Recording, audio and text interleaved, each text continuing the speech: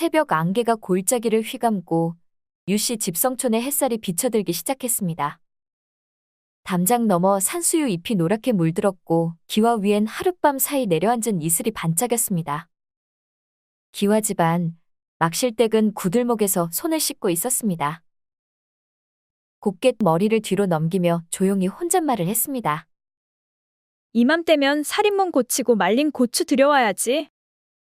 추석 지나면 찬바람 불 테니. 살림이야 손에 이거 어지간히 눈 감고도 할 수 있었지만 막실댁은 늘 반듯했습니다. 비녀 하나, 옷고름 하나 흐트러짐 없이 그 단정한 모습이 이 동네 사람들의 입에 오르내렸습니다. 열려 막실댁. 응, 유초씨 부인. 시댁 어른 둘 다 효성으로 모셨지. 유초씨가 급사했을 때 18이었는데 단 하루도 옷깃 흐트린 적이 없다더군. 아이고, 그 나이에 참 대단한 여자야. 안악들이 수군대며 빨래를 하다 말았습니다. 그날도 막실댁은 아침을 마친 뒤 대청에서 바느질을 하던 중 익숙한 발자국 소리에 고개를 들었습니다. 형님 나왔어요. 덕순네가 보퉁이를 들고 뛰어들어왔습니다.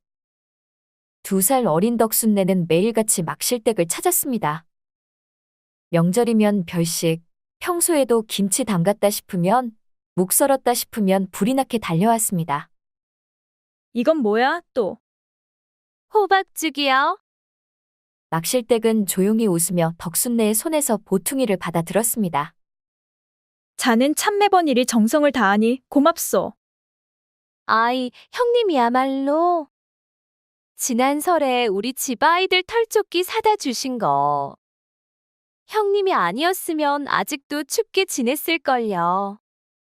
내가 누구 덕에 사는 줄은 안다니까요. 근데 형님, 지난번 혼처 들어온 것도 거절하셨다며요? 막실댁은 말없이 고개를 끄덕였습니다. 내 팔자에 다시 치맛자락 걷는 일은 없을 거네. 허, 형님도 참. 나이 33이면 한창일 땐데.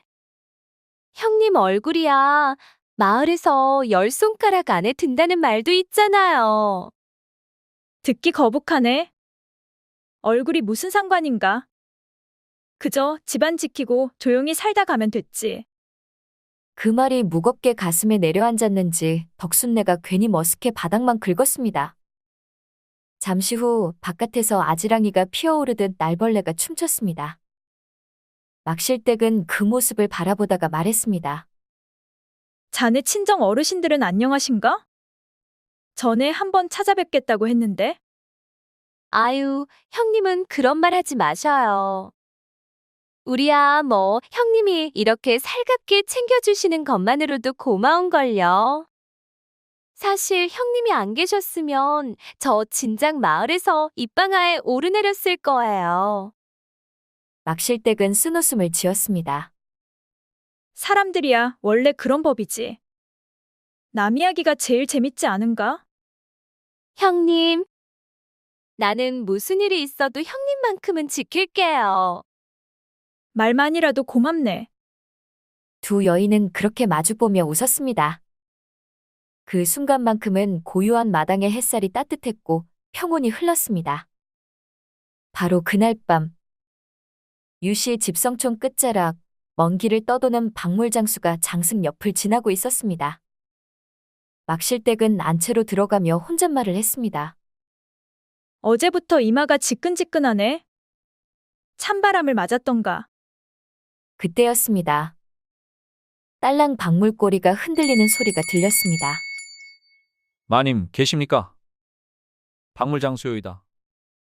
방울 소리를 따라 대문 앞에 나타난 건 덩치 큰 사내였습니다. 아, 지난달 약 부탁한 그 사람인가요? 예.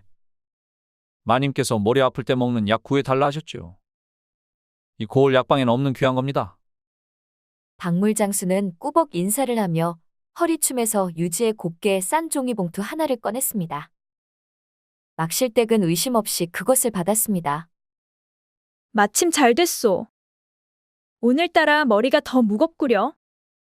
막실댁은 방 안으로 들어가 물 한 사발을 떠와 입에 털어넣었습니다. 순간 짙은 쑥 냄새와 함께 쓰디쓴 향이 혀끝을 타고 넘어갔고 몇 걸음도 가지 않아 머리가 띵해졌습니다. 이게 왜 이렇지? 머리가 어질. 몸이 휘청이더니 막실댁은 곧쪽마루에 털썩 주저앉았습니다.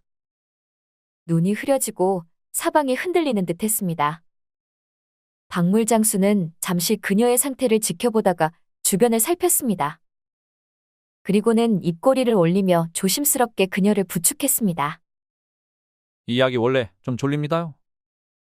누우셔야 합니다. 마님, 내가 왜 이러지? 금방 괜찮아지십니다. 편히 누우시죠. 그 거대한 팔이 막실댁을 안아 안방으로 들어갔습니다. 막실댁은 저항하지 못한 채 눈꺼풀이 반쯤 감긴 채 속삭였습니다. 그때 익숙한 목소리가 들려왔습니다. 형님, 떡 좀 가지고 왔어. 쫄랑쫄랑 걸어오던 덕순내가 쟁반 위에 설기떡을 올려놓고 안채 쪽으로 들어왔습니다. 아무 생각 없이 안방문을 열고 들어가던 그녀의 눈이 순간 커졌습니다. 쟁반이 바닥에 떨어졌고 떡이 흩어졌습니다. 그녀의 눈에 들어온 두 사람. 그 순간 덕순내는 입을 틀어막고 황급히 뒷걸음질 쳤습니다. 그날 밤 어디까지 본 거야? 박진사의 방 부부가 안방에 마주 앉아 있었습니다. 덕순내가 조용히 입을 열었습니다. 다 봤죠? 대낮부터 안방에서. 쉿! 부인, 절대로 다른 사람에겐 말하지 마시오. 아유, 내가 어디 가서 말하겠어요. 그 망측한 일을. 형님이 그런 분이셨다니. 하긴 어찌 그 긴 밤을 이제까지 참았겠어. 그리고 그로부터 며칠 뒤 막실댁에 덕순내가 찾아왔습니다. 형님, 30냥만 빌려주실 수 있어? 자네 같은 집도 30냥이 없을 때가 있네 그랴. 살다 보면 누구나 사정이라는 게 있는 법이지요. 막실댁은 장 안쪽 캄에서 돈보따리를 꺼내 건넸습니다. 약속한 날에 갚게나? 그럼요, 형님. 걱정 마세요. 시간이 지나 돈을 갚겠다는 날이 지나고 덕순내가 찾아왔습니다. 그런데 덕순내는 돈 이야기는커녕 마치 아무렇지 않다는 듯 나직하게 한마디를 던졌습니다. 형님이 밝힐 나이라 그럴 수도 있지요. 무슨 소린가? 뭘 놀라고 그래요. 그날 형님 뺨이 얼마나 붓던지. 아, 걱정 마세요. 저 입 무겁잖아요. 절대 새 나갈 일 없어요. 순간 막실댁의 얼굴이 창백해졌습니다. 손가락이 떨렸고 입술 끝이 바르르 흔들렸습니다. 자네 지금 무슨 말을? 형님처럼 참한 분도 외로우면 그럴 수 있는 거지요. 저도 여자라 잘 알아요. 하지만 형님은 다르잖아요. 사또가 연려상도 내려주신 분인데 남의 입에 오르내리면 안 되지 않겠어요? 덕순내는 조용히 일어서 집으로 향했습니다. 그날 밤 막실댁은 작은 등을 끄고 이불을 덮었습니다. 하지만 잠은 오지 않았습니다. 그녀의 머릿속엔 덕순내의 말 한마디, 표정 하나, 웃음소리마저 맴돌았습니다. 걱정 마세요. 제 입이 무거운 거 형님도 아시잖아요? 그 말이 귓가를 파고드는 날카로운 비녀처럼 마음을 찔렀습니다. 그날 밤 이후 막실댁은 집 밖으로 나가지 않았습니다. 그녀는 사람들을 만나지 않았고 저녁마다 등불을 끄고 일찍 누웠습니다. 며칠 뒤 포목점 사동이 문을 두드렸습니다. 마님, 박진사댁 부인께서 여기로 가라 하셔서 요전에 가져가신 비단 값 받으러 하십니다. 막실댁은 말없이 안채로 들어갔습니다. 장 안쪽 금고를 열고 조용히 은전 꾸러미를 꺼내 사동에게 내주었습니다. 다음 날은 푸죽간 사내가 왔습니다. 여태껏 외상값 마님께 받으라고 하던데요. 그리고 이틀 뒤엔 약방 하인이 찾아왔습니다. 이런 일이 하루 이틀도 아니었습니다. 덕순네는 막실댁 이름으로 외상하여 조용히 뜯어먹고 있었습니다. 막실댁은 아무에게도 해명하지 않았습니다. 그러던 어느 날 덕순네가 얼굴을 싱글거리며 찾아왔습니다.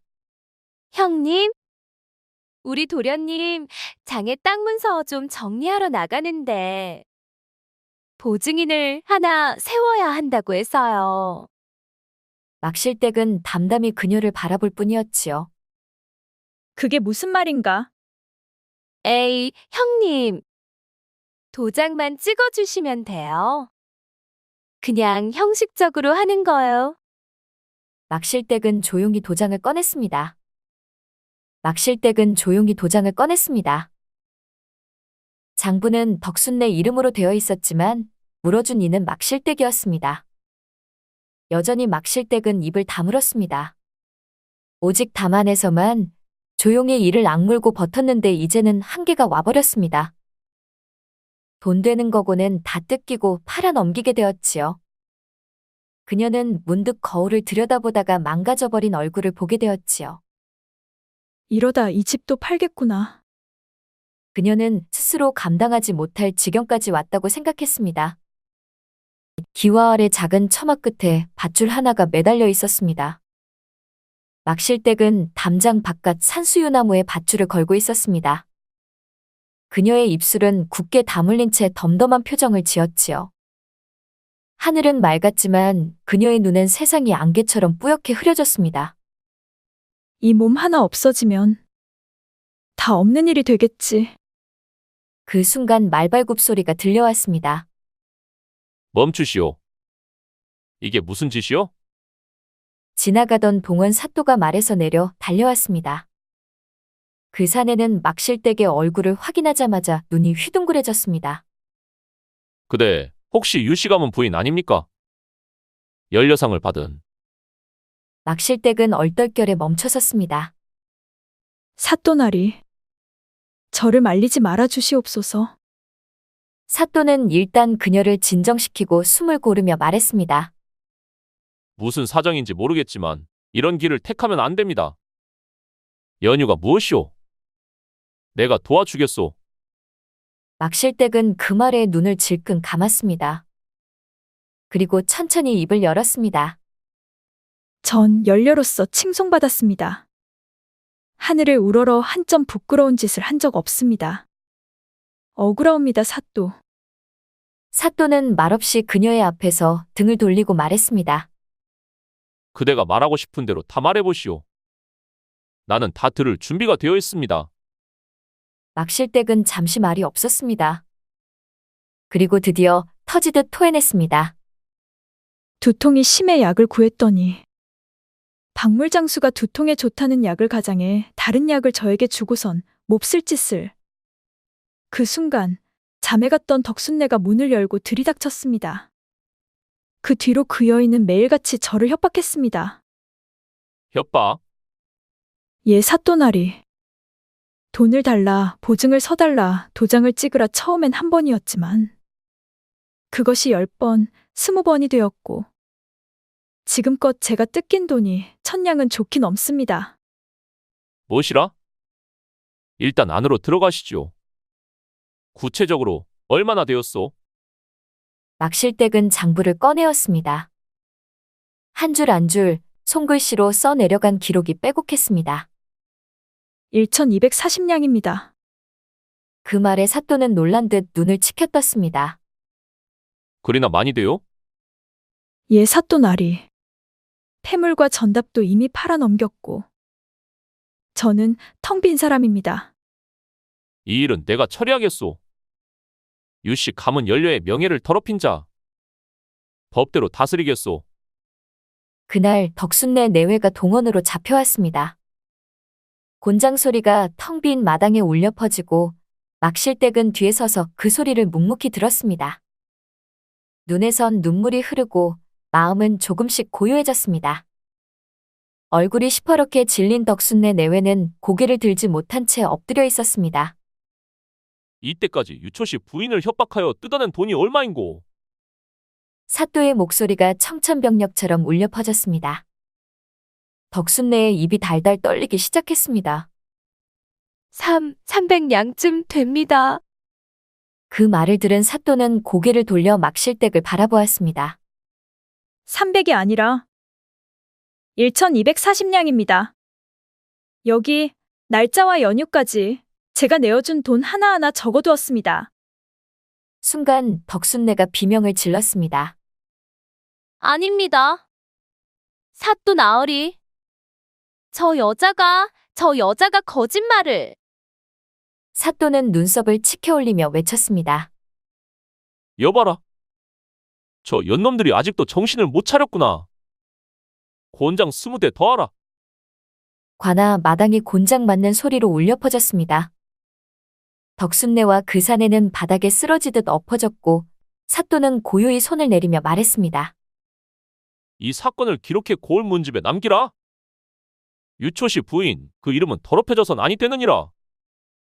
덕순네는 땅을 뒹굴며 살려달라고 울부짖었습니다. 형님. 죄송해요, 형님. 한 번만 용서를. 사또나리 뭐든지 하겠습니다, 제발. 그러나 사또는 단호했습니다.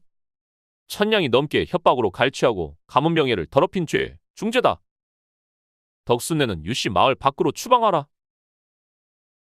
며칠 후 덕순네는 집과 전답을 모두 팔아 그 동을 막실댁에게 넘겼고 빈털터리로 남편과 함께 마을을 떠났습니다. 후로 사또가 직접 막실댁 집을 찾았습니다. 부인. 그대의 고발은 정의였소. 장부 하나 놓치지 않고 기록한 점 잘하였소. 막실댁은 고개를 숙였습니다. 다 사또 나리 덕분이지요.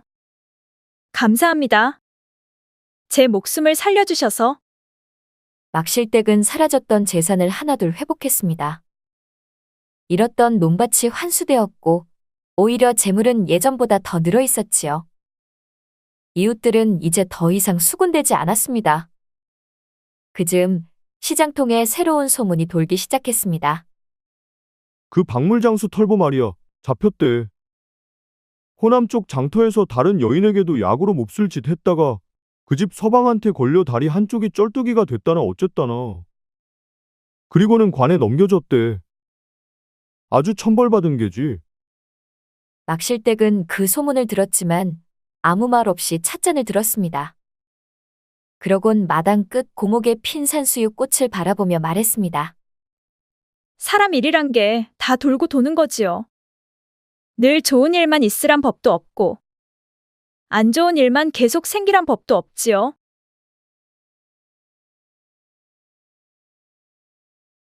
저는 한양 땅에 사는 여종 정임이라 합니다. 어려서 부모를 여의고 김대감 댁에서 일하게 되었지요. 대감께서는 자식 하나 없이 외롭게 사셨기에 저를 마치 딸처럼 아껴주셨습니다.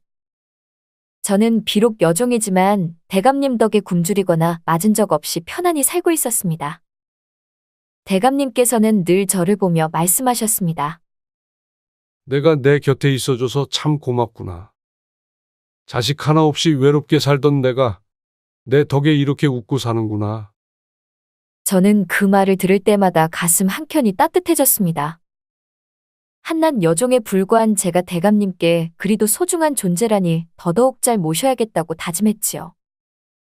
그러던 어느 날 대감님의 심부름으로 마을장에 다녀오던 길이었습니다. 날씨가 맑아 하늘도 유난히 푸르렀습니다.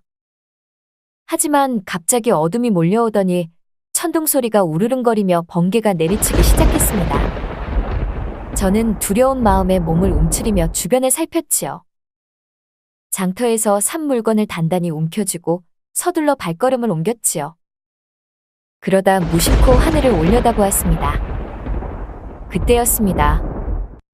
번개 사이로 거대한 이무기 한 마리가 하늘로 올라가려 애쓰고 있었습니다. 어찌나 크고 무서운지 저는 그만 멈춰서서 숨을 죽였습니다. 하지만 이무기는 힘껏 몸을 틀어도 하늘로 오르지 못하고 있었습니다. 무언가 이상하다 싶어 자세히 보니 이무기의 꼬리가 거대한 바위 틈에 끼어 있었습니다. 꼬리를 빼내려 고통스레 몸부림치던 이무기는 한동안 움직이지 못하고 있었지요. 두려움보다도 안쓰러움이 먼저 밀려왔습니다. 저도 모르게 발걸음을 옮겨 이무기 쪽으로 다가갔습니다. 무슨 생각으로 그런 행동을 했는지 모르겠습니다. 다만 저 거대한 생명체가 아파하며 몸을 비틀고 있는 모습을 그냥 두고 볼 수 없었습니다. 바위 가까이 다가가 이무기의 꼬리를 붙잡았습니다. 꼬리의 표면은 차갑고 매끄러웠지만 그 속에 담긴 뜨거운 기운이 전해졌습니다.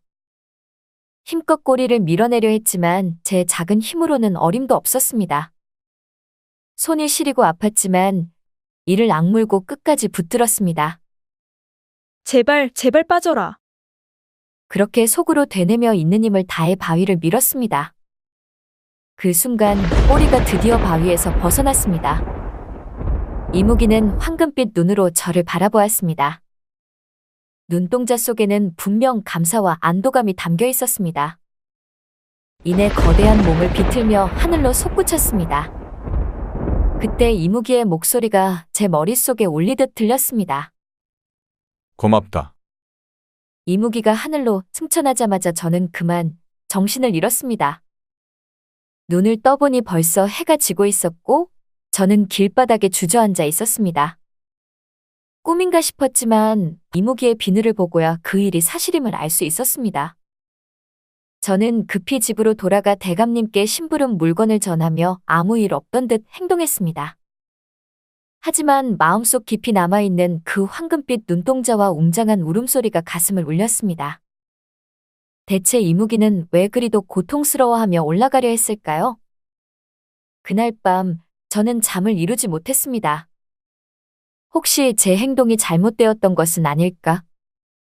그 이무기가 무사히 용으로 승천했을까 걱정이 되었습니다. 하지만 제게는 그저 돕고 싶은 마음뿐이었습니다. 그날 밤 하늘엔 별이 유난히 빛나고 있었습니다. 아마도 이무기가 무사히 승천했기에 저렇게 빛나는 것이겠지요. 아침 햇살이 따스하게 비치는 날이었습니다. 저는 마을 어귀의 냇가로 빨래를 나갔습니다. 찰랑찰랑 물소리가 귀를 간지럽히는 한적한 곳이었지요. 돌 위에 무거운 빨래를 하나씩 올려두고 방망이를 두드리며 어제 꿈을 떠올렸습니다. 꿈에 보았던 그 이무기, 번쩍이는 황금빛 눈동자와 강렬했던 용트림이 아직도 생생했습니다. 참, 희한한 꿈도 다 있지. 저도 모르게 중얼거리며 웃고 있었는데 저 건너편에서 누군가 다가오는 소리가 들렸습니다. 고개를 들어보니 한 선비가 징검다리를 건너고 있었습니다. 선비는 징검다리를 조심스레 건너다 한눈을 팔다 발을 헛디뎠습니다. 아이고, 선비의 다리가 물에 빠져 허우적거리는 모습을 보고는 저도 모르게 손을 입으로 가져갔습니다. 민망함이 가득한 얼굴로 얼른 물 밖으로 발을 빼내며 선비는 당황한 듯 주변을 두리번거렸습니다. 저는 다가가 선비를 바라보며 말을 건넸습니다. 선비님, 버선이 더러워지셨군요. 버선을 제게 주시면 빨아드리겠습니다. 아니, 그럴 것까진 없습니다. 그냥 물에 몇 번 헹구면 될 텐데. 선비는 쑥스러운 듯 고개를 저었지만 이미 저는 버선을 손에 쥐고 있었습니다. 괜찮습니다. 방망이로 두드리면 금방 말끔해집니다. 저는 물에 빠져 누렇게 변해버린 버선을 조심스럽게 헹군 뒤 방망이로 두드리기 시작했습니다. 한참을 두드리고 나니 어느덧 버선은 다시 새하얀 빛을 되찾았습니다. 선비는 감사 인사를 올리며 고개를 숙였습니다. 고맙습니다. 덕분에 먼 길도 편하게 갈 수 있겠군요. 저는 밝게 웃으며 답했습니다. 길이 험하니 조심히 가십시오. 선비는 다시 길을 떠나는 듯 했으나 발걸음을 멈추고는 저를 쳐다보았습니다. 저 혹시 오늘 밤 묵을 곳이 없으신가요? 네, 그렇습니다. 과거를 보러 한양으로 가는 길인데 날이 저물어 가서. 저는 선비의 얼굴을 다시 보았습니다. 새하얀 얼굴에 눈빛이 맑고 곱상한 모습이었습니다. 왠지 모르게 마음이 동하여 저는 조심스레 제안했습니다. 우리 집으로 오시지요. 대감 어르신도 손님을 환대하는 분이십니다. 선비는 잠시 망설였지만 결국 저를 따라오기로 했습니다. 집에 도착하여 대감님께 자초지종을 설명드리니 대감님도 흔쾌히 허락하셨습니다. 과거를 보러 온 선비라니 귀한 손님이로구나. 어서 드리게. 저는 따뜻한 밥을 준비하고 선비를 제 방 한켠에 안내했습니다. 선비는 이부자리에 누워 잠을 청했습니다. 저는 이부자리 모퉁이에 조용히 앉아 선비를 지켜보았습니다. 저도 모르게 그의 다리 쪽을 바라보았습니다. 그런데 그 순간 이불 아래로 무언가 꿈틀거리는 것이 눈에 들어왔습니다. 어라? 깜짝 놀라 이불을 걷었지만 그 아래에는 선비의 두 다리만 멀쩡히 놓여 있었습니다. 이상하다. 분명히 봤는데? 선비는 미동도 없이 곤히 자고 있었습니다. 아, 내가 꿈을 너무 깊게 생각했나 보다. 한참을 그렇게 앉아 있다가 저도 조심스레 잠을 청했습니다. 머릿속은 여전히 이무기와 선비의 모습이 겹쳐져 어수선했지만 묘하게도 선비가 떠나지 않고 머물렀으면 좋겠다는 생각이 들었습니다. 선비와 저는 한 방에서 나란히 누워 잠이 들었습니다. 마치 두 마음이 서로를 의지하고 있는 듯 그 밤은 유난히 길고도 깊었습니다. 아침이 밝아오자 선비는 이미 자리에 앉아 책을 펼치고 있었습니다. 잠든 사이가 무색할 정도로 단정하고 바른 자세였습니다. 저는 급히 아침밥을 차려 그에게 내어드렸습니다. 선비님, 이리 오셔서 드시지요. 길이 멀 텐데 속을 든든히 채우셔야 합니다.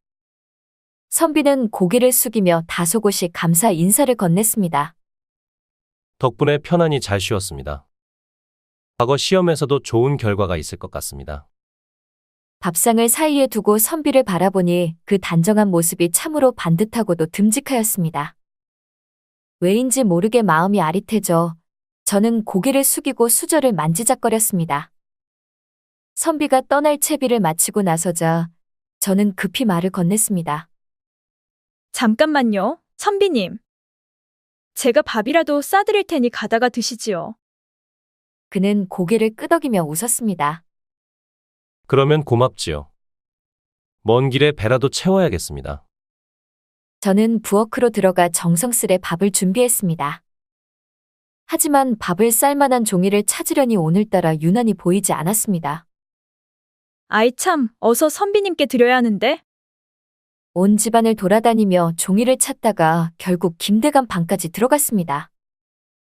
방 안을 한참 뒤지다가 구석에서 종이 한 장을 발견했습니다. 옳지, 이거면 되겠구나. 그 종이를 급히 가져와 밥을 싸서 선비에게 건넸습니다. 이것 가다가 드세요. 먼 길에 속을 채우셔야죠. 선비는 고개를 숙이며 감사 인사를 했습니다. 고맙습니다. 정말 큰 도움을 받네요. 선비가 떠난 뒤에도 저는 그가 무사히 과거 시험을 마치고 돌아오길 바라는 마음뿐이었습니다. 며칠 전이었습니다. 김대감의 누이와 조카가 방문하여 다급한 표정으로 대감께 읍소했습니다. 오라버니, 이번 과거에선 꼭 좋은 소식을 들어야 합니다. 저 아이가 도무지 공부를 하지 않아 걱정입니다. 대감님은 한숨을 내쉬며 조카를 보았습니다. 내 놈이 공부를 제대로 안 하고 여인들만 쫓아다닌다더니 그게 사실이냐? 조카는 고개를 떨구며 작게 중얼거렸습니다. 예, 삼촌, 죄송합니다. 누이 동생이 다시 애원하듯 말했습니다. 이번 과거에 나올 시제를 미리 알게 되었사옵니다. 오라버니께서 그 글을 한번 써주시면 이 아이가 외워서 시험을 치르도록 하겠습니다. 대감님은 잠시 망설였으나 조카의 우울한 얼굴을 보며 마지못해 고개를 끄덕였습니다. 허, 이놈 이번 한 번만 도와주겠다. 제대로 외워두거라. 그리하여 대감님은 조카에게 과거 시험의 답안을 써주었습니다. 하지만 조카는 그 글을 외우지 않고 종이를 그대로 품속에 넣어두었습니다. 시험장에 가서 펼쳐보고 쓰면 될 것을 뭐하러 외우나? 그렇게 아무 준비도 하지 않은 채 떠난 조카는 그 종이를 잃어버리고 말았습니다. 며칠 후였습니다. 갑자기 김대감 댁 앞이 소란스러워졌습니다. 문 밖을 내다보니 저 멀리서 선비가 다급히 뛰어오는 모습이 보였습니다. 선비님, 제가 다가가자 선비는 숨을 고르며 저를 바라보았습니다. 급제하였습니다. 장원급제. 기쁨에 찬 그의 목소리에 제 마음도 두근거리며 뛰기 시작했습니다. 정말입니까? 과거에 급제하셨다니. 어찌 이리 기쁜 일이. 그러나 그 순간 뒤따라온 무리 중 한 사람이 선비에게 달려들며 외쳤습니다. 네 이놈! 도둑놈이 감히 여기에! 그 목소리의 주인은 다름 아닌 김대감의 조카였습니다. 얼굴이 벌개져 있는 그는 선비의 멱살을 잡고 마구 흔들었습니다. 내가 과거에 떨어진 것이 내 놈 때문이 아니냐? 김대감이 놀라서 방에서 나오자 조카는 울부짖듯 고함을 질렀습니다. 삼촌, 이놈이 제 글을 훔쳐 장원급제를 했습니다. 저는 그 말을 듣고 깜짝 놀랐습니다. 그 글이라니 머릿속을 스치고 지나간 건 바로 며칠 전 선비에게 싸주었던 그 밥이었습니다. 설마 그 종이가? 대감님은 조카를 다그쳤습니다. 아니, 너는 글을 외우지 않았단 말이냐? 조카는 머리를 긁적이며 대답했습니다. 네, 그걸 시험장에서 펴서 보려 했는데 도중에 잃어버리고 말았습니다. 대감님은 한숨을 내쉬었습니다. 무슨 놈의 과거를 그리 성의 없이 준비한단 말이냐? 그걸 도둑질이라 하는가? 조카는 억울한 듯 발을 동동 구르며 선비를 향해 손가락질했습니다. 하지만 제 종이를 훔쳐본 것은 사실이지 않습니까? 이놈이 아니었다면 제가 급제했을 텐데. 선비는 억울한 표정으로 조카를 바라보았습니다. 저는 그런 종이 훔친 적이 없습니다. 다만 그날 정임 낭자가 싸주신 밥을 먹었을 뿐입니다. 순간 제 머릿속이 복잡해졌습니다. 제가 싸준 밥에 종이에 대감이 쓰신 답이 적혀 있었던 것입니다. 아, 대감님, 죄송합니다. 제가 그 종이가 중요한 줄도 모르고. 허허, 정임아. 너는 잘못한 것이 없다. 그러더니 조카를 향해 엄하게 꾸짖었습니다. 이놈아. 운명이 내 것이 아니었음을 알아야 한다. 조카는 눈물 범벅이 되어 바닥에 주저앉았습니다. 대감님은 한숨을 쉬며 조카의 어깨를 두드렸습니다. 이번에는 내 잘못을 뼈저리게 깨닫고 다음엔 스스로의 힘으로 일어서라. 선비는 저를 향해 조용히 웃었습니다. 정임 낭자 덕분에 제 운명을 찾은 것 같습니다. 저는 수줍어 고개를 숙였습니다. 대감님은 선비와 저를 방으로 들여보내고는 조카를 따로 불러 타이르셨습니다. 방 안은 고요하고 선비와 저는 마주 앉아 있었지만 마음은 어쩐지 불편했습니다. 선비는 고개를 숙인 채 말을 꺼내지 않았고 저도 무엇라 말을 해야 할지 몰라 가만히 앉아 있었습니다. 선비님, 정말 죄송합니다. 제가 그 종이를 사용한 줄도 모르고. 선비는 고개를 저으며 제 손을 살며시 잡았습니다. 아닙니다. 정임 낭자가 아니었으면 저는 급제하는 영광을 누리지 못했을 것입니다. 어쩌면 운명일지도 모르지요. 그의 손끝에서 전해지는 따뜻함에 제 가슴이 울렁거렸습니다. 잠시 후 김대감이 방으로 들어오셨습니다. 선비와 저는 얼른 자리를 바로잡았습니다. 그렇게 경직될 필요 없다. 다 끝난 일이니라. 대감님이 저를 바라보며 물으셨습니다. 정임아, 내가 처음 이 선비를 도운 이유가 무엇이었느냐? 저는 머뭇거리며 대답했습니다. 사실 그날 밤 이상한 꿈을 꾸었습니다. 꼬리가 바위에 끼어 승천하지 못하는 이무기를 도와주는 꿈이었지요. 그런데 다음날 냇가에서 선비님을 배웠고 선비님 다리 아래로 용의 꼬리가 보였습니다. 대감님은 눈을 크게 뜨고 고개를 끄덕이셨습니다. 그랬었구나. 그런 인연이 있었으니 일이 이렇게 풀린 모양이로구나. 선비도 놀란 얼굴로 저를 바라보았습니다. 낭자가 그런 꿈을 꾸셨다니. 그저 우연이라 하기엔 너무도 기이합니다. 대감님은 깊이 생각하시더니 이내 웃음을 터뜨리셨습니다. 그렇다면 이건 하늘의 뜻이로구나. 승천하지 못할 뻔한 용을 내가 도와준 것이지. 그 덕에 이 친구도 운명을 바꾸게 된 것이고. 선비는 그 말씀에 깊은 생각에 잠긴 듯 고개를 끄덕였습니다. 정임 낭자, 저에게는 참으로 큰 인연이십니다. 저는 부끄러워 얼굴을 붉혔습니다.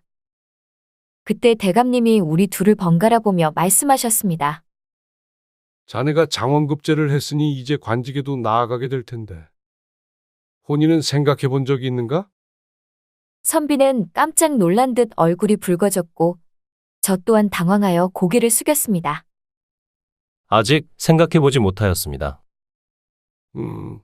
내가 보기에는 이 아이와 자네가 참 잘 어울린다네. 그대가 어질고 선량한 사람이니 점임이도 잘 살 수 있을 것 같구나. 그 순간 선비의 눈빛이 진지하게 변했습니다. 어르신, 제가 정임 낭자와 혼인할 수 있다면 더할 나위 없이 행복할 것입니다. 낭자의 곁에서 평생토록 감사함을 잊지 않고 살아가겠습니다. 대감님은 크게 웃으시며 말씀하셨습니다. 그럼 그렇게 하게. 정임아, 너도 이 사람 마음이 싫지 않은가 보구나. 저는 수줍어 고개를 끄덕였습니다. 네. 저도 선비님과 함께라면 행복할 것 같습니다. 그렇게 혼인 날짜가 잡혔습니다. 대감님은 집안 사람들을 불러 한껏 성대한 잔치를 준비하셨습니다. 마을 사람들도 모두 모여 기뻐하며 축하해 주었습니다. 대감님은 마치 친딸을 보내는 아버지처럼 눈가가 촉촉해지셨습니다. 내가 이 집에 와서부터 내 마음이 참 편했지. 이제 내 앞길에 행복만 있기를 바란다. 대감님, 그 은혜 잊지 않겠습니다. 늘 건강하시옵소서. 낭자 평생토록 곁에 두고 아끼겠습니다. 저도 선비님 곁에서 늘 함께하겠습니다.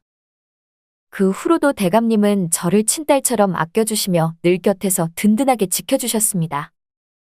선비님은 과거 급제 후 곧 관직에 나아갔고 백성을 위하는 청렴한 관리로 이름을 떨쳤습니다.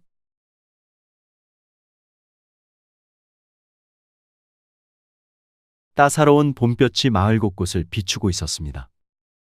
한창 버드나무 가지에 꽃이 피어나고 새소리조차 즐겁게 들렸지요. 박현감의 널찍한 사랑채에선 마을 유지들이 한데 모여 웃음꽃을 피우고 있었습니다. 하하하. 우리 마을이 이토록 부유해진 것은 현감날이 공이 크지 않겠소이까? 김진사가 허 웃으며 박현감을 치켜세우자 박현감은 손을 흔들며 겸손한 척 말했습니다. 아이고, 다들 무슨 말씀이시오? 김 진사께서 잘 해주신 덕에 마을이 이만큼 번성한 것이지요. 모두가 김 진사 덕분입니다. 양반들끼리 서로 높여주고 치켜세우는 바람에 사랑채는 칭찬과 아첨이 넘쳤습니다. 그때 문 밖에서 대기하던 머슴이 다가와 박현감 앞에 공손히 술상을 내려놓았습니다. 어르신, 날씨도 좋고 경사도 많으니 술맛이 아주 좋으실 겁니다. 머슴의 말에 박현감은 기분 좋게 웃으며 대답했습니다.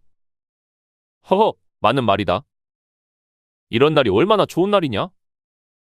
하늘도 우리 마을을 도우시는 모양이지. 그때 사랑채 밖에서 조심스러운 목소리가 들려왔습니다. 지나가는 나그네인데 물 한 잔 얻어 마실 수 있겠습니까? 대문을 빼꼼히 열고 들어온 선비는 대뜸 물 한 잔을 청했지요. 박현감이 선비를 힐끗 보고 고개를 끄덕였습니다. 나그네로구먼. 어서 들어오시오. 술잔이라도 한 잔 나누겠소? 선비는 정중히 거절하며 말했습니다. 배려해 주셔서 고맙습니다만 술은 마다하고 물만 청하겠습니다. 술맛이 좋을 텐데 어찌 물만 찾으시오? 선비는 미소를 지으며 말했습니다. 술은 사람 마음을 흐리게 하는 법이라 저같이 돌아다니는 나그네에게는 어울리지 않아서입니다. 양반들이 가볍게 웃으며 고개를 끄덕였습니다. 박현감이 호기심에 물었습니다. 헌데 우리 마을을 처음 보는 듯하니 어찌 생각하시오? 우리 마을만큼 풍요로운 마을이 또 있을까 하오? 그러자 선비는 잠시 망설이다가 입을 열었습니다. 겉보기에 마을이 화려하고 풍요롭습니다만 혹시 근래에 이곳에 좋지 않은 일이 있었던 것은 아닙니까? 순간 사랑채에 있던 사람들이 이상한 듯 웅성거렸습니다. 김 진사가 눈썹을 찌푸리며 말했습니다. 갑자기 무슨 말이요? 좋지 않은 일이라니. 선비가 조심스럽게 말을 이었습니다. 제가 마을 어귀를 지나다가 아무도 돌보지 않은 묘지들을 보았는데 그곳에서 원한을 품은 영혼들의 울음소리를 들은 듯하여 그렇습니다. 박현감이 불쾌한 표정으로 말했습니다. 쓸데없는 말을 삼가시오. 우리 마을에는 그런 불길한 일 따위는 없었소이다. 맞습니다요, 선비님. 우리 마을은 언제나 태평무사하답니다. 원한 같은 건 있을 리가 없습니다요. 사람들이 웃으며 선비의 말을 무시하자 선비는 빙긋 웃으며 자리에서 일어났습니다. 제가 괜한 말을 한 듯하니 죄송합니다. 하지만 기억하십시오. 겉이 아무리 화려해도 그 안에 숨겨진 죄악은 언젠가 드러나기 마련입니다. 선비가 나가자 박현감은 언짢은 표정으로 말했습니다. 이게 무슨 괴이한 나그네인가? 사람 기분 나쁘게 하고 말이야. 허허, 너무 심각하게 듣지 마시지요. 다 쓸데없는 소리일 뿐이지 않겠습니까?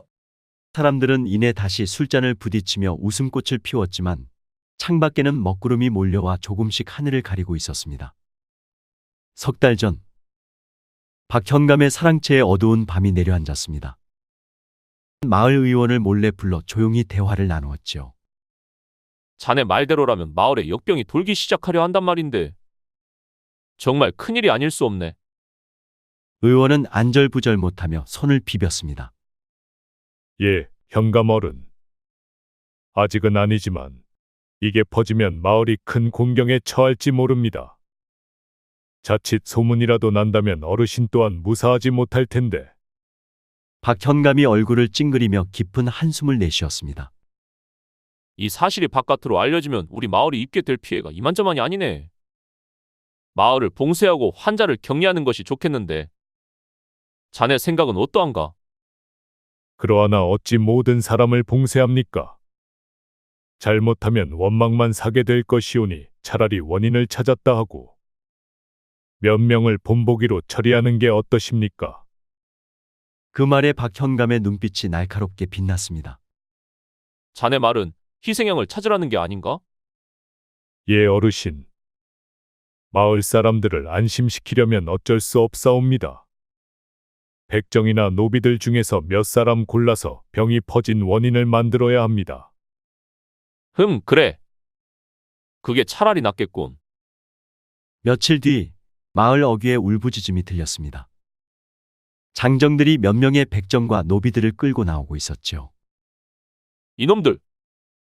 더러운 몸으로 역병을 퍼뜨리다니 참으로 큰 죄다. 박현감의 고함에 마을 사람들이 구경하러 몰려들었고 끌려 나온 이들은 땅에 엎드려 울부짖었습니다. 어르신, 억울합니다. 저희는 병이 없습니다요. 하지만 마을 사람들은 들은 척도 하지 않았습니다. 그들 중 한 안악이 소리쳤습니다. 저 천한 것들 때문에 우리 마을이 위험하게 되었단 말이지. 어서 쫓아내시오. 사람들이 돌멩이를 들고 백정과 노비들에게 던지기 시작했습니다. 나쁜 것들! 마을을 떠나라! 이 역병쟁이들! 내 놈들 탓에 내 자식이 병에 걸리면 책임질 테냐? 억울하게 돌을 맞으며 쓰러진 한 노비는 땅바닥에 엎드려 절규했습니다. 제발 저희를 살려주십시오. 저희는 정말 병에 걸리지 않았습니다요. 저들을 당장 내치고 구덩이에 묻어버리거라. 그러자 갑자기 백정 중에서 한 소년이 앞으로 나서며 큰 소리로 외쳤습니다. 진사 어른, 저희는 억울합니다. 어찌 사람을 산채로 묻으려 하십니까? 역병에 걸린 자가 어찌 사람이란 말이냐. 어서 저놈부터 잡아가라. 장정들이 그 소년을 끌어내자 소년은 필사적으로 저항하며 울부짖었습니다. 하늘이 반드시 우리 억울함을 갚아줄 것이다. 너희는 반드시 벌을 받게 될 것이다. 소년의 울부짖음에 마을 사람들은 잠시 움찔했으나 이내 분노에 찬 목소리로 외쳤습니다. 소년과 백정, 노비들이 구덩이에 던져졌고 삽질하는 장정들 사이로 구덩이에서 처절한 울부짖음이 흘러나왔습니다. 마을 사람들은 귀를 막고 눈을 돌린 채 그들의 비명을 흙으로 덮어버렸습니다. 그날 밤 마을 전체에 서늘한 기운이 감돌았습니다. 아무도 말하지 않았지만 마음속 깊이 퍼져가는 두려움을 느끼고 있었습니다. 어디선가 멀리서 들려오는 희미한 울음소리가 바람을 타고 마을을 스쳐갔죠. 그 일이 있은 지 며칠 후 마을 사람들의 얼굴에는 어둡고 불안한 기운이 감돌았습니다. 마을 곳곳에서 석연치 않은 일들이 벌어졌기 때문이지요. 한낮인데도 서늘한 기운이 마을을 휘감고 있었습니다. 어제 밤에 이상한 소리가 들려서 잠도 못 잤네. 나도 들었다네. 밤새 누가 우는 듯한 소리 들려서 무서워서 혼났어. 사람들의 불안은 커져가고 있는 중이었습니다. 흉흉한 소문이 돌자 박형감은 신경이 쓰이기 시작했습니다. 이방이 급히 달려와 박형감에게 아뢰기를. 현감나리, 자기 오라비를 살려내라고 어린 계집아이가 마을 입구에서 울고 있사옵니다. 뭐라? 살아있는 가족이 있었던가? 당장 그 아이를 잡아오너라. 더 큰 문제가 될 수도 있다. 잠시 후 장정 두어 명이 어린 계집아이를 끌고 왔습니다. 아이는 눈물이 범벅이 된 채 몸을 떨고 있었습니다. 아이에게 다가가 엄한 표정으로 물었습니다. 내가 그 아이의 가족이란 말이냐? 그렇습니다. 내 오라버니는 죄를 지은 적이 없사옵니다. 죄 없는 자를 해한 죄 하늘이 천벌을 내릴 겁니다. 무엄하다. 감히 하늘 운운하며 마을을 저주하려 하다니. 이 아이 역시 병에 걸린 것이 분명하구나. 의원이 조심스럽게 입을 열었습니다. 어르신, 이 아이까지 해치면 정말 천벌을 받는 것은 아닐런지요. 박현감이 싸늘한 목소리로 쏘아붙였습니다. 지금 와서 자비로운 척하는가? 이 마을에 안전이 걸린 문제네. 이 아이를 그대로 두었다가는 더 큰일이 생길 것이 분명하네. 박현감이 손짓하자 장정들이 아이를 끌고 나가려 했습니다. 마을을 위해서다. 저 계집아이도 즉시 묻어버려라. 밖으로 끌려나가던 아이의 처절한 울부짖음이 천둥 소리에 섞여온 마을을 흔들었습니다. 마을 사람들은 귀를 막고 눈을 감았지만 먹구름 사이로 번개가 치며 불길한 기운이 마을 전체를 감싸고 있었습니다. 모두가 침묵했지만 느꼈죠. 이 마을은 이미 돌이킬 수 없는 죄악의 늪에 빠졌다는 것을 말입니다. 그날 이후 마을은 더 이상 예전의 모습이 아니었습니다. 그 아름답던 마을의 꽃들도 시들어가고 막던 우물물마저 탁하게 변하고 말았습니다. 마을 사람들의 얼굴에선 웃음이 사라지고 모두들 초조하고 두려운 눈빛으로 서로를 바라볼 뿐이었죠. 김참판댁 우물에서도 핏빛 물이 나왔다던데 사실인가? 쉿, 조용히 말하시오. 마을 어른들이 들으면 큰일 나겠소. 그때 장 한 구석에서 무당이 장구를 들고 급히 뛰어나왔습니다. 그녀는 얼굴이 창백했고 눈에는 공포가 가득했습니다. 이 마을은 이미 귀신이 붙었어. 살아남고 싶거든 당장 떠나시오. 이미 늦었을지도 모르겠지만. 무당이 멀어지자 사람들은 더욱 술렁였습니다. 이때 김진사가 나타나 호통을 쳤습니다. 이 사람들아, 귀신이라니 무슨 망발인가? 쓸데없는 헛소리로 사람들 마음을 흉흉하게 만들지 말게. 어르신, 그래도 무당이 저리 말하고 떠났으니 어찌 걱정이 안 되겠습니까? 무당의 헛소리를 믿을 텐가? 이제 다시는 그런 말 말게나. 그러나 마을 사람들의 두려움은 갈수록 깊어져만 갔습니다. 밤마다 마을 어귀에 묻힌 구덩이에서 희미하게 들리는 울음소리는 더욱 또렷해졌고 어떤 이들은 꿈속에서 묻힌 아이와 백정들의 원망 어린 모습을 보았습니다. 며칠 후 박현감 사랑채에 다시 유지들이 모였습니다. 박현감의 얼굴은 이전과 달리 수척해져 있었습니다. 이거 큰일입니다. 사람들의 원성이 점점 심해지고 마을이 완전히 뒤숭숭해졌습니다요.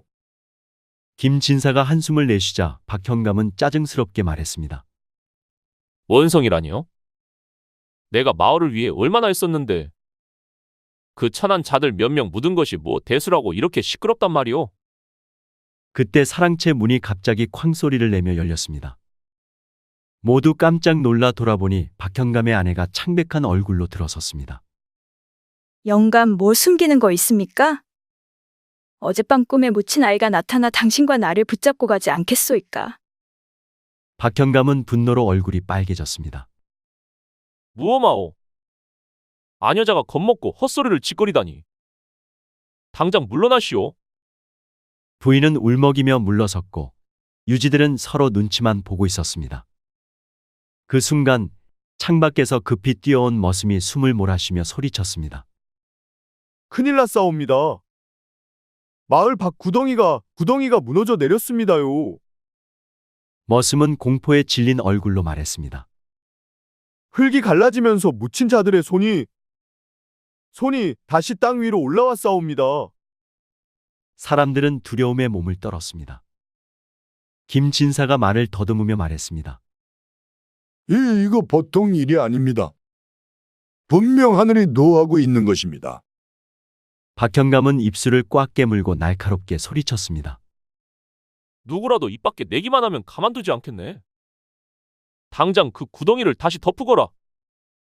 마을을 위해서라면 그깟 천한 것들 얼마든지 더 묻어버리겠소.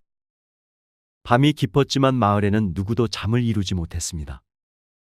어둠 속에서 처절한 원혼의 울부짖음이 점점 더 또렷하게 들려왔습니다. 하늘이 내린 심판의 시간은 점점 다가오고 있었습니다. 며칠 후 마을에 경사가 찾아왔습니다. 박현감의 외아들이 급제하여 한양 벼슬길에 나가게 된 것이었죠.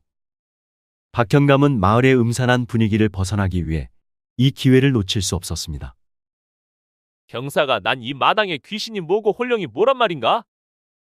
다들 정신을 차리고 기뻐하라. 호령의 마을 사람들은 어색한 미소로 답했습니다. 양반에서부터 아래 것들까지 모두 집으로 모였습니다. 뒤숭숭했던 마을이 잔치로 잠시나마 시끌벅적했습니다. 그때였습니다. 갑자기 안방 마루에 더벅머리 아이 하나가 서 있었죠. 얼굴은 창백하고 눈빛은 차갑기 짝이 없었습니다. 사람들은 서로를 바라보며 수군거렸습니다. 저 아이? 누가 데려온 아이인가? 종인가? 어느 집 아이인가? 하지만 누구도 대답하지 못했습니다. 불안해진 부인이 계집종을 시켜 아이를 쫓아내라 명했습니다. 넌 누구네 종이길래 감히 안방 마루에 올라와 있느냐? 어서 내려가지 못할까? 하지만 아이는 꿈쩍도 하지 않았습니다. 이상하게 여긴 계집종이 다시 물었습니다. 못 들었느냐? 누구 댁종이냐고 물었다. 그러나 아이는 입을 꾹 다문 채 움직이지 않았죠. 부인이 크게 화를 내며 사람들을 불렀습니다. 저 녀석을 당장 끌어내라. 장정들이 달려와 아이를 잡아 끌었으나 아이는 뿌리 박힌 나무처럼 움직이지 않았습니다. 이럴 수가 있나? 사랑채에 있던 손님들도 그 소동을 듣고 달려왔습니다. 박현감도 크게 분노하여 외쳤습니다. 감히 이 찬치날 무엄하게 뭐하고들 있느냐? 장정 수십 명이 달려들어 아이를 잡아 끌려 했지만 소용이 없었습니다. 아이는 싸늘한 눈빛으로 바라볼 뿐이었습니다. 몽둥이를 가져와서 혼을 내주어라. 사람들이 몽둥이를 들고 아이를 내리쳤습니다. 둔탁한 소리가 하늘을 울렸지만 아이는 눈 하나 깜빡하지 않았습니다. 오히려 빙긋 웃으며 사람들을 바라보았지요. 순간 모두의 피가 얼어붙는 것 같았습니다. 그때 아이가 입을 열었습니다. 어르신들 아직도 모르시겠습니까? 아이의 눈빛이 사람들의 영혼을 꿰뚫는 듯 날카롭게 빛났습니다.